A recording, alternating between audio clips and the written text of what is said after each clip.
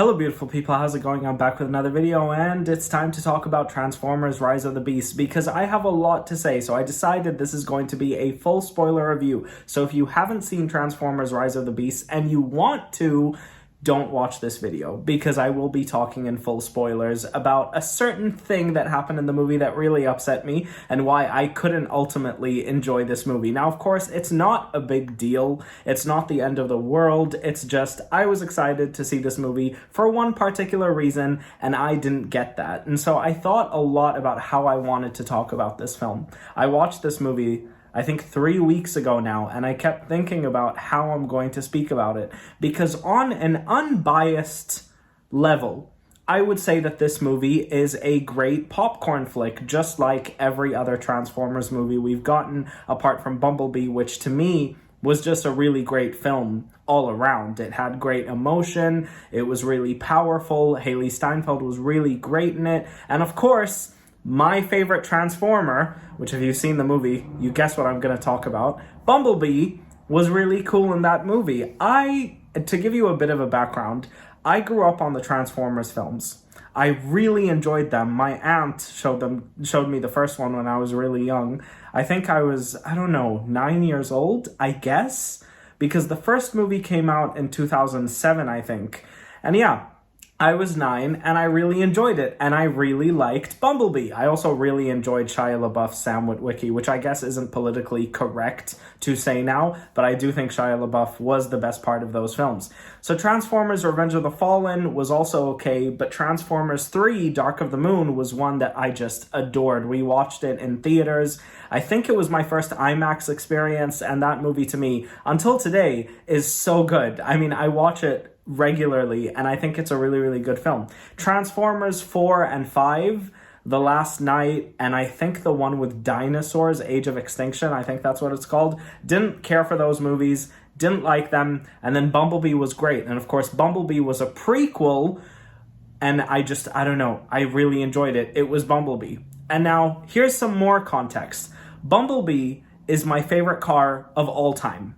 I love that Camaro. I really, really love it. Bumblebee as a character is my favorite Transformer. I really enjoy him. I really enjoy seeing him. And so going into this movie, I was really excited to see my B, because I always look at B as my childhood car. That and the Ford Anglia from Harry Potter. As of reacting to movies, the Tumbler from The Dark Knight and the DeLorean. Sorry, I'm looking at my Lego sets. Yeah. How do I say this? I mean, if you guys have seen the movie, Bumblebee dying within the first 25 minutes was not okay for me. Anyways, so yeah, unbiased, the movie is great. It's fine. It's a good popcorn flick. Now I want to talk about the plot. So Anthony Ramos is our lead here, and he does a really good job of making you relate to him. In all Transformers movies, Bumblebee is the Transformer that is attached to the human character, whether it be Shia LaBeouf or Mark Wahlberg's daughter, I think. I don't know. And then Haley Steinfeld. Now, with this movie, they decided that they wanted Bumblebee, which is the most critically acclaimed character related to the most critically acclaimed movie that the Transformers franchise has released so far. They decided to make Bumblebee take a back seat. Fully. Because they introduced this new Transformer who has these new imitating powers, who's played by Pete Davidson, to be the main Transformer character. And so what they do is they decide we need a way to emotionally manipulate the audience, so we're going to take the most lovable Transformer, Bumblebee, and we're going to kill him. And I really mean most lovable. This is my B. I love him so much. I used to have this Bumblebee helmet, which was like this full-on helmet that used to make noises, and I used to have this arm thing that I got from Toys R Us, and it was his arm. I don't know, I just really loved Bumblebee so much when I was a kid. And so, to go into this movie, and to be really excited to see Bumblebee, and for them to kill him in the first 25 minutes, really irked me. And let me tell you why it irked me. It irked me a lot because I knew it wasn't permanent. If Bumblebee's death was something real and permanent, and it had weight and meaning, yeah, I would have cared. Kind of like how Optimus Prime died in Revenge of the Fallen. I think that death was done way better than the way it was done here. Because these are essentially prequel movies. Rise of the Beasts is set in the 90s. So we know it's eventually going to lead to Sam Witwicky, right? Which means Bumblebee is alive, right? So we essentially knew that he was going to come back to life by the end of the movie. And yeah, in the last 5 or 10 minutes, they somehow miraculously brought Bumblebee back. And I'm sure there was a plot reason, but I just couldn't care less because unfortunately, I checked out of the film. Now, my person who I went to see the movie with loved it. They thought it was amazing. It was really great.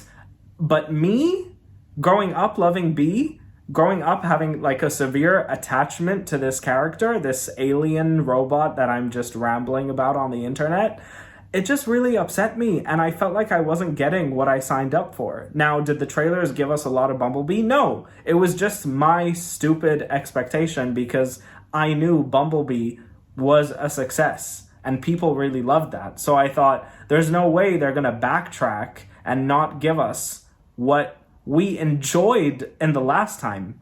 In terms of the beasts, these animals that are now Transformers, I know that was something from the cartoon in the 80s. I never watched the cartoon. I was just solely interested in the movies, and I didn't even know that the cartoon existed when I was a kid. The movie isn't horrible. It's a solid 6 out of 10. There's nothing wrong with it per se, but it's not what I wanted.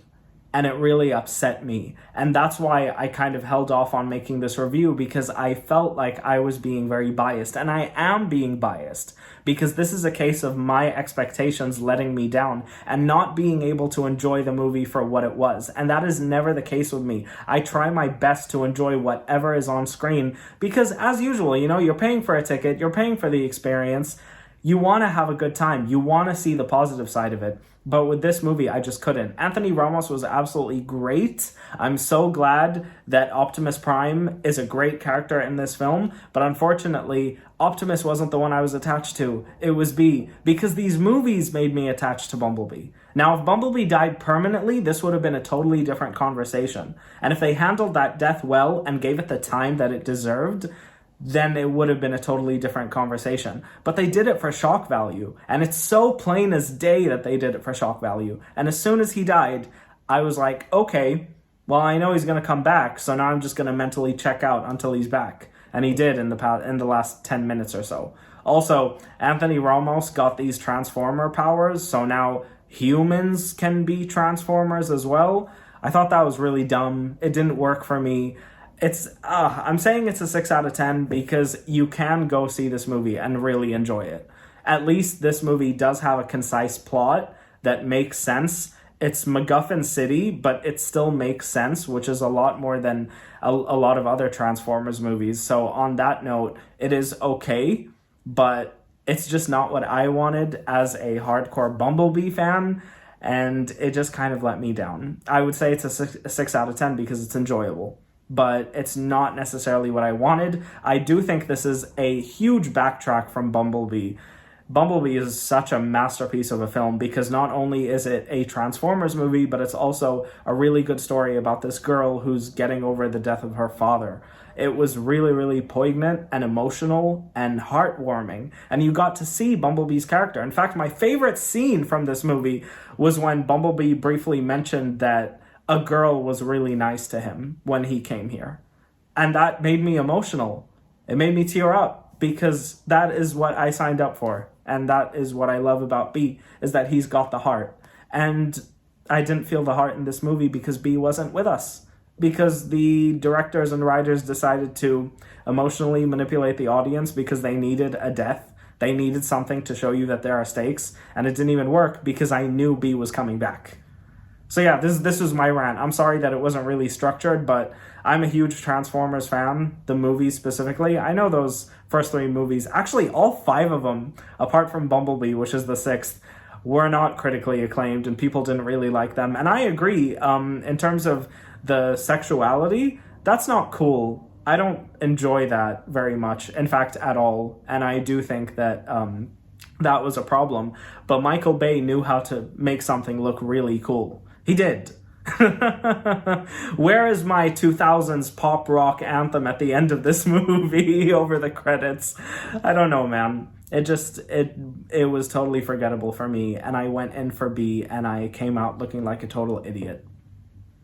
So yeah, those are my thoughts on Transformers. I really hope you guys enjoyed this movie. I'm so sorry for ranting to you, but I needed to get this off my chest. And if I did a non-spoiler review, it just would have been all over the place because I wouldn't have been able to actually talk about the thing that bothered me, because I can't talk about Bumblebee's death at all because I wouldn't want to spoil it for you guys. In fact, actually, I would want to spoil it for you guys so Bumblebee fans don't get upset, because it just really upset me. And I hope you guys understand that I'm not really hating on the movie. I just think that some choices were really lazy and emotionally manipulative, and it just didn't work. It just didn't work. And it didn't entertain me in the way I hoped I would be entertained. If Bumblebee was in this movie, it could have been the best Transformers movie we've gotten so far. I truly do believe in that. I truly believe in that. Oh man, I love you guys so much. I'll see you guys next time. Bye guys.